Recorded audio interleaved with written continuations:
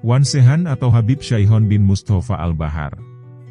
Wan Syaihon atau Habib Syaihon bin Mustafa Al-Bahar merupakan seorang ulama min auliyaillah yang majlub. Keyakuan yang sering diperlihatkannya memang aneh-aneh dan ganjil. Seringkali di luar kebiasaan manusia, horikul, ada, bagi pandangan mata awam. Untuk diketahui, wali majlub merupakan salah satu tingkatan wali yang memiliki sifat jadab. Waliullah yang satu ini memang sudah sangat dikenal masyarakat Indonesia, terutama Jakarta. Beliau memiliki nama lengkap Habib Syaihon bin Mustafa Al-Bahar. Namun juga sering dikenal dengan nama Wan Sehan. Tingkah lakunya sulit ditebak, seperti mengecat mobil dengan pilos warna-warni, mencoret-coret wajah orang, mencampur semua makanan dan minuman, dan masih banyak lagi. Hal tersebut tidak dilakukan seperti biasanya para ulama dan habaib.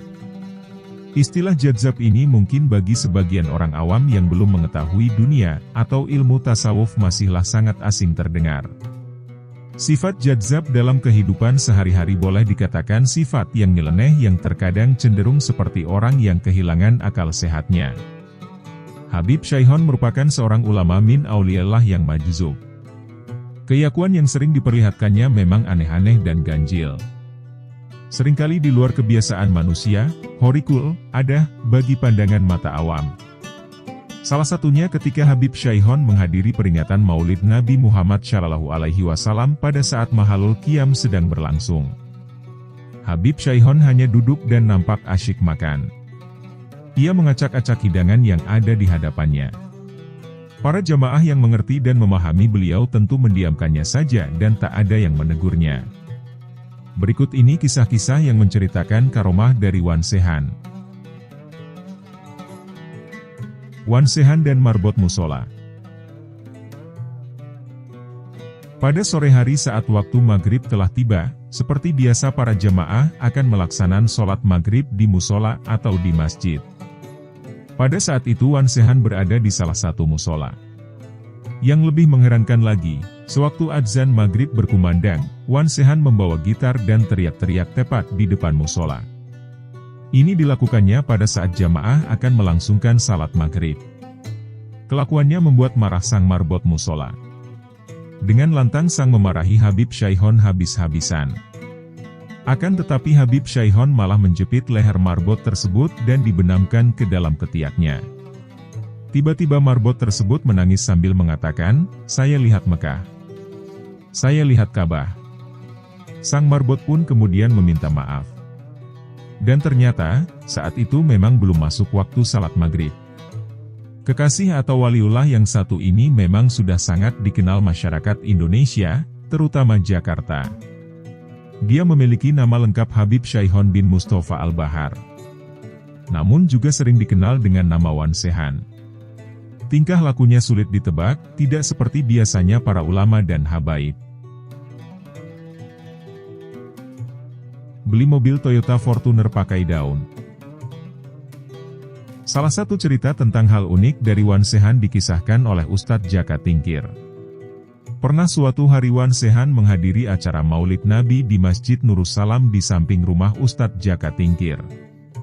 Selesai acara, Ustadz Jaka Tingkir dipanggil oleh Wan Sehan diminta untuk mengambil daun dan memasukkannya ke dalam koper. Oleh Wan Sehan, Ustadz Jaka Tingkir kemudian disuruh untuk membeli mobil Toyota Fortuner berwarna putih menggunakan daun dalam koper tersebut. Hal itu tentu membuat Ustadz Jaka Tingkir heran dan bertanya-tanya, membeli mobil baru pakai daun?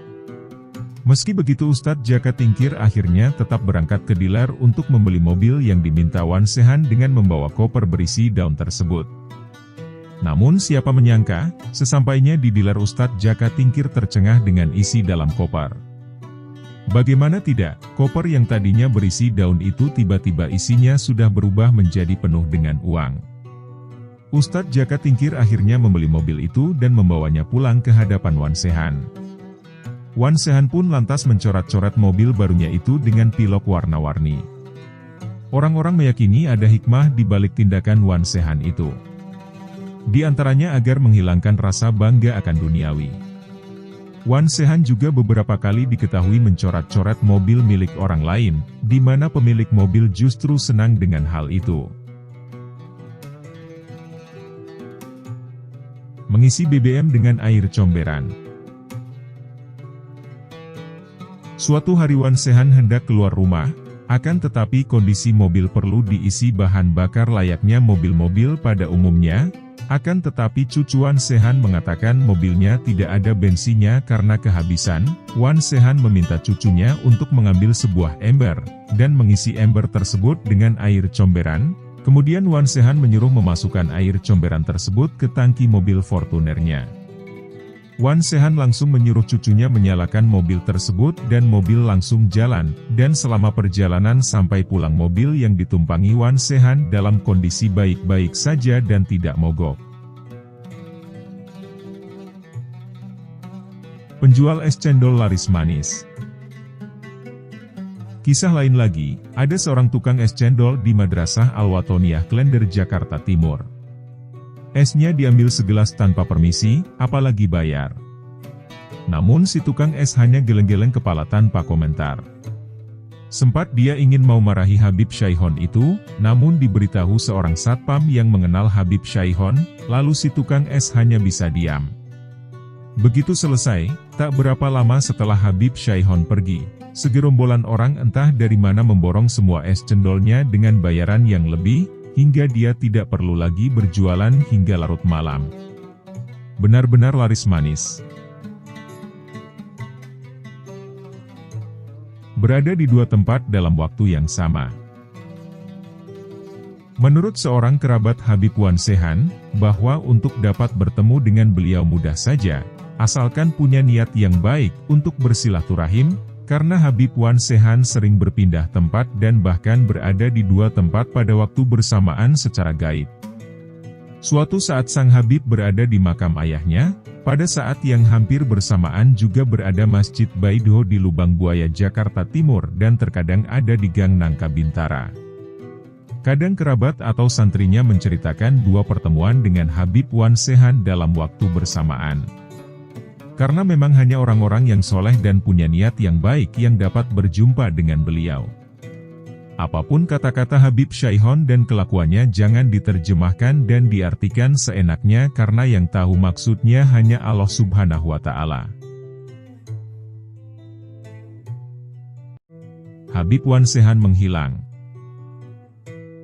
Suatu hari saat salah seorang santrinya ingin berangkat ke acara maulidan bersama sang Habib, santri itu lalu memberitahu Habib Wan Sehan agar segera berangkat, takut kemalaman. Maaf Habib, sebaiknya kita segera berangkat ke maulidan, takutnya nanti kemalaman. Habib Wan Sehan menjawab dengan suara tinggi, sudah sana berangkat, ente aja duluan. Nanti aneh nyusul, berisik aja lo. Maka berangkatlah santri ini sesuai anjuran sang Habib. Tapi begitu si santri tiba di tempat maulidan, betapa kagetnya dia, ternyata Habib Wan Sehan sudah berada di deretan jamaah paling depan bersama para habaib dan ulama lainnya. Santri itu hanya berkata dalam hati, Subhanallah, sambil senyum-senyum dan geleng-geleng kepala. Setelah selesai acara doa dan hidangan sudah keluar, semua hidangan yang ada diacak-acak oleh beliau, semua makanan dicolek dan dicobain. Bagi yang belum tahu siapa beliau hanya bisa tercengang campur kaget. Santri itu lalu memberitahu kepada mereka agar dibiarkan tingkahnya itu, dan para ulama dan habaib yang hadir saat itu hanya bisa tersenyum. Lalu Habib Wan Sehan berdoa qomat kamit, terdengar sebait, Barakallah, Insya Allah. Ulah Habib Wan Sehan, rezeki melimpah. Kesaktian Habib Wan Sehan mengenai rezeki melimpah dialami seorang pedagang kecil yang tinggal bersama keluarganya di sebuah rumah kecil. Suatu hari, tiba-tiba didatangi oleh Habib Wan Sehan. Tanpa permisi terdahulu, sang Habib langsung nyelonong masuk ke rumah pedagang kecil, bahkan tanpa minta izin terlebih dahulu langsung menyantap makanan yang ada di meja makan. Akhirnya tuan rumah yang tahu siapa yang datang, hanya bisa melongo tanpa berkata apapun.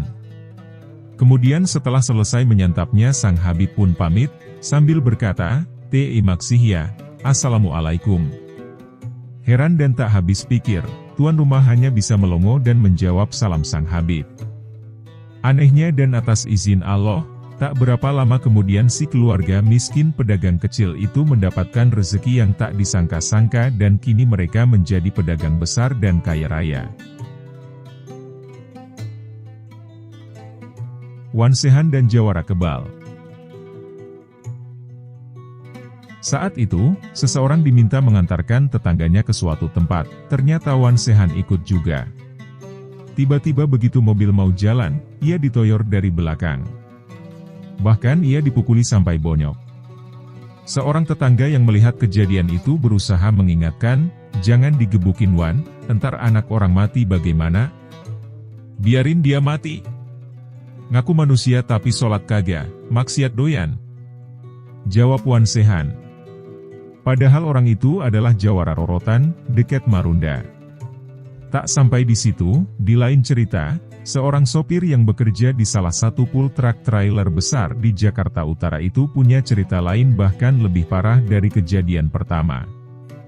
Sebagai seorang sopir trailer, dia sudah melanglang buana kemana saja. Namanya pun terkenal dan disegani sebagai jagoan. Dia termasuk jawara, jangankan golok, peluru pun tidak takut karena merasa punya ilmu kebal. Pernah suatu ketika, ban truk bersama velgnya bisa diangkat hanya dengan satu tangan. Sampai-sampai orang yang melihatnya gerah, tapi yang pasti teman satu kerjaan saya tidak ada yang berani sama dia. Ceritanya, sang jawara itu sedang bertamu ke temannya, dan kebetulan bertemu lagi dengan Wan Sehan. Lalu dia menyapa, "Assalamualaikum," katanya. Bukannya jawaban salam yang didengar, tapi Wan Sehan justru mengumpat-ngumpat sama dia. "Setan lu! Ngapain lu kemari? Kalau lu manusia kagak make tuh begituan," kata Wan Sehan marah. Tiba-tiba Wan Sehan malah melempar muka dia dengan asbak yang terbuat dari kaca. Prak! Darah mengalir deras dari jidat si jawara, mukanya sampai basah kuyup oleh darah segar.